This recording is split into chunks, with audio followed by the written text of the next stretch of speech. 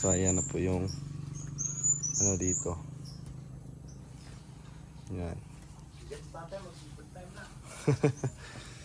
Yan si Uncle, oh.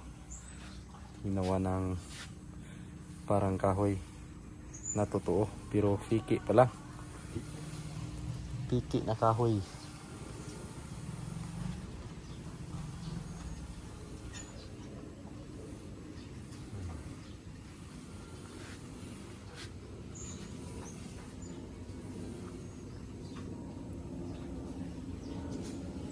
Hindi na ko kaduyan na ni Unya. Good.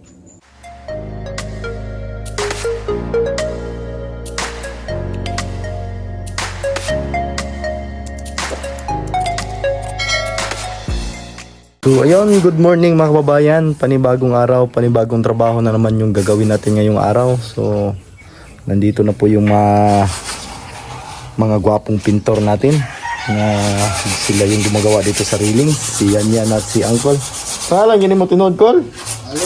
Si Alex, si Uncle Alex, ayan, from Davao City. Sila po yung sila yung naggagawa, sila yung gumawa ng railings at pati yung sa pintuan. So gagawin din itong kahoy. Itong mga railings nakikita ninyo mga kabayan, pati lahat ng railings dito sa harapan ay pati yung poste ay magiging kahoy yan pag natapos na. Magiging kahoy yung design nya. Yun lang mga kababayan, at samahan niyo po ako sa aming gagawin ngayon at papakita ko din yung mga gagawin ko doon sa likod. So bali sa PB Team House mga kababayan, bali yung tatapusin ko po ay ito na lang. Ito madali lang po itong gagawin dito, at nandyan yung mating screen na gagamitin natin dito. Madali na lang po ito dito mga kababayan. Pinahuli ko na lang ito dito kasi ito po ang magiging tambakan tulad ng mga simento, mga gamit. So ito muna magiging storage pansamantala kasi may gagawin pa pong pader at wala tayong masisilungan ng maayos ng ating simento. Kaya pahuli ko muna to dito kasi ang kulay na lang po dito is yung liha konti. Kasi tapos na po itong na-skim coat at dito tapos na din itong naliha dito na side. So ang hindi naliha ito na lang po, at ang kulang dito itong mga bakal. Ayan, kita nyo po yung mga bakal, ang pinakailalim niya ay wala pang pintura. So ayan, marami pang mga dumi-dumi na nakadikit. Lilihain natin to tapos pipinturahan ulit kasi ang pintura na ito is ano pa ito, primer pa po ito at may pintura na po itong pang finish. Ayun, nakikita nyo po sa pinakailalim, kulay itim. So yan po yung gagamitin dito, pipinturahan natin to. Itong mga nakikita ninyo na mga bakal, pinakailalim niya ay hindi pa napinturahan, hindi pa nalagyan ng primer. So yan po yung gagawin natin para matapos na po ito dito. Yan na lang po yung gagawin. So mga gamit nandito pa lahat, nakakalat pa. Kunti na lang po ito dito. At sa likod, pakita natin yung ating gagawin. So dito napinturahan na din. Kunting retouch lang po ito. At dito sa likod, dito yung pipinturahan namin ngayon. So pinaliha ko ulit. Ayan si Junjo nagliliha. So papinturahan namin to ngayon, at yung mga bakal dyan sa pinakailalim pipinturahan din natin yan ng kulay itim din. So, ayan. Yan na lang po yung gagawin dito sa PB Team House, at kunting clearing para malinis yung mga kapaligiran. Tapos na. At kaya pag ganito mga babayan, maliliit na mga trabaho ay matagal po gawin. Lalong-lalo na po at kami na lang dalawa dito. So ako talaga lahat yung manage ng trabaho. So kaya medyo matagalan, at dito may nadagdag dito na kanopi. Siguro madali lang po yun mga kababayan. Nantay lang yung polycarbonate kasi yung magiging bubong dito. Bali dito yung kwarto tapos na. Dito sa sa ilalim may mga kunting ano dito ayusin. Sa tulad ng dito sa ayan, Kita nyo yan, may konting diferensya dyan. Ilang babatakan natin yan ulit, tapos pipinturahan.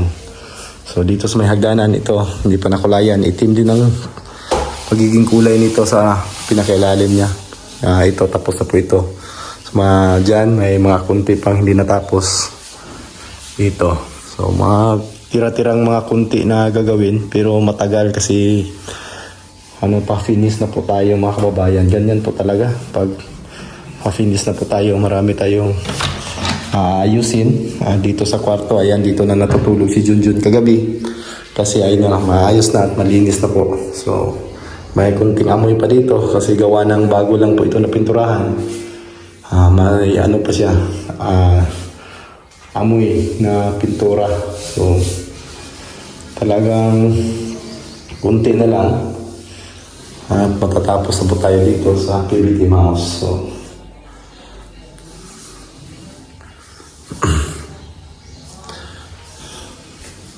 medyo na tagal-tagalan tayo dito mga babayan. Gawa ng nag-iisa na lang po tayo kasi yung mga kasama natin ay mayroon ng mga trabaho sa hindi man natin sila maano kasi ano lang tayo, hinihiram lang natin sila para magtulong dito. Ayan, yung sila Bitoy. Kaya medyo natagalan po ako dito sa paggawa mga babayan. Kasi malaki din po ang bahay na ito. Hindi po natin basta-basta matatapos. Kung sakali, marami kaming gagawa araw-araw. So, mas mabilis sana yun. Kaso hindi natin sila at mahirap din. Ngayon mga kababayan, mahirap basta-basta na lang kumuha ng mga tauhan. Kasi kailangan natin yung nakukuha natin is yung alam natin yung mga ugali at alam natin yung mga gawa nila para hindi tayo ma-stress. Mas mabuti yung kilala natin yung mga kasama natin dito. So, yung railings, madali na lang yan kasi itim na lang ang ikukulay dyan. Tapos na po silang nag-primer, tapos na po silang nagmasilya dyan. So mabilis na lang po yan para sa mga pintor. At dito, buhay na yung malunggay nila, Sir Paul. Yan. Ito, may bamboo na.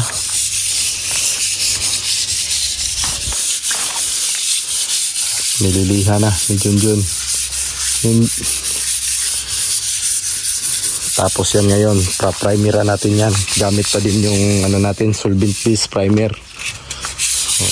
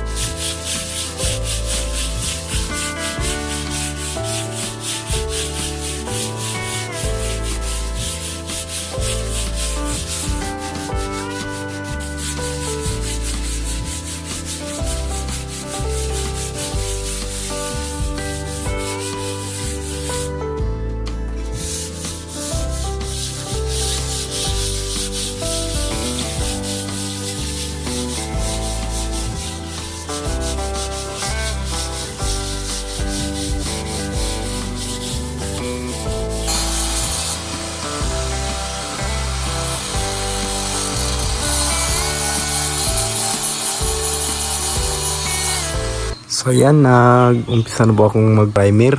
So ang gamit pa rin natin is yung solvent base na primer. So yan, tapos natin naliha kanina. Pa-primeran na natin para makapagkulay na po tayo dito sa likod. Kasi ito na lang po yung pinakamalaking hindi pa napinturahan. Pati yung mga dyan sa lalim, hindi pa natin napinturahan.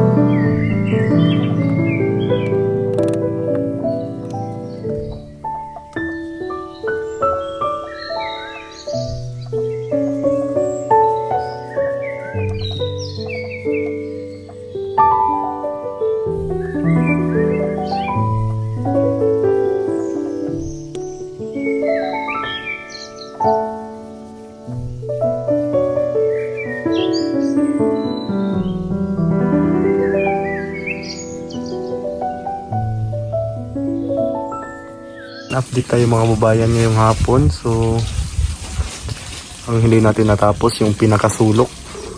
Yan kasi kailangan natin ng patungan para maabot din natin ng brass kasi napakataas po dito sa bandang likod.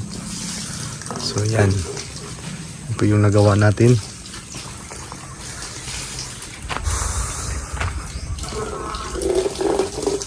At ano na yan. Final color na po niya. Katulad din ng mga color doon sa kwarto. Anyo gray pa rin. Pati dito. Yan, hindi pa masyadong natuyo. Ito yung nag-ano tayo dito, retouch. Yan. Kunti na lang, ito na lang yung gagawin. So, madali na lang po ito. Sunod natin yung yan, at si Uncle Alex nagsimula na po siyang sa paggawa ng mga design o yung wood. Ayan o. Pisahan na. So, gumawa na siya ng mga grano. At dito naman si Yan nag primeran yung mga namasilyahan, pinagmasilyahan. Overtime. Overtime. Para. Ay. Apo na. So ayan na po yung ano dito. Yan.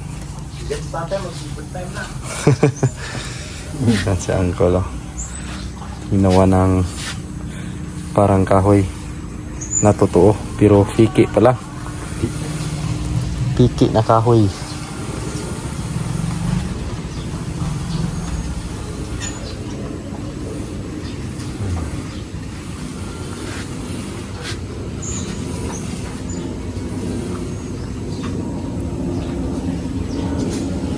Hindi na ko kaduyan na ni Unya.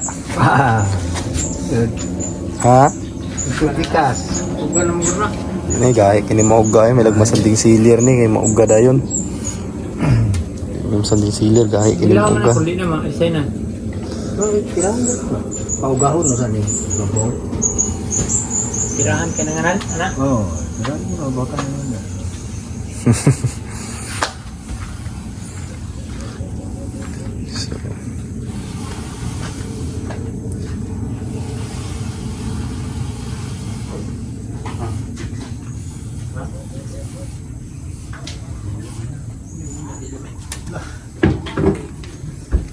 Grabe yung kahoy grano. Yan o, parang kahoy talaga. May mga buko-buko pa. Parang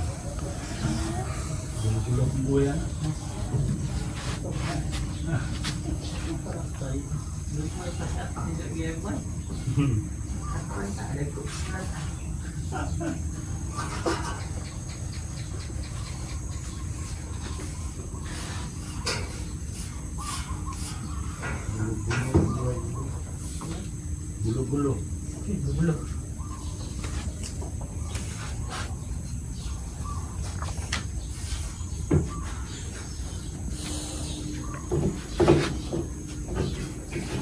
tuga-uga na dire. Hiniharap ni dire no. Gana na. Dito na po ko magduyan na niya. Portahan. Ay, di mo na magkuhanan. Paksit na. Portahan ba? Puto, dito ka. Ano? Tuloy-tuloy na ang ligaya nito. Sunod nito ay sa ano na? Sa sunod ani Col katong sanding silir. Oo. Kani gisandingan naman. Ang sandingan ani mo ni? Ah, katong na ni. Kuman na sanding mo na uga na. Yung mag-ulan ba mo? Mga panggal. Ito may last. Squatro. Ito ka man tinir ko be? Hindi ko. Uhaw man. Buhap. So yan, magandang hapon mga kababayan. Yun lang po yung update natin ngayong araw. So sila, yung mga pintor ay ngayon na linggo baka matapos na po nila tong railings dito sa harapan. So sa likod na lang yung pipinturahan nila at simple lang po doon kasi itim lang po yung kulay. Hindi katulad dito na kailangan talagang gawin. Mabusisi po yung paggawa dito. So medyo may kahirapan kasi nga kahoy-kahoy po yung design dito. So yun lang mga babayan yung nakikita yung video sa araw na ito. Yun lang po yung nagawa natin.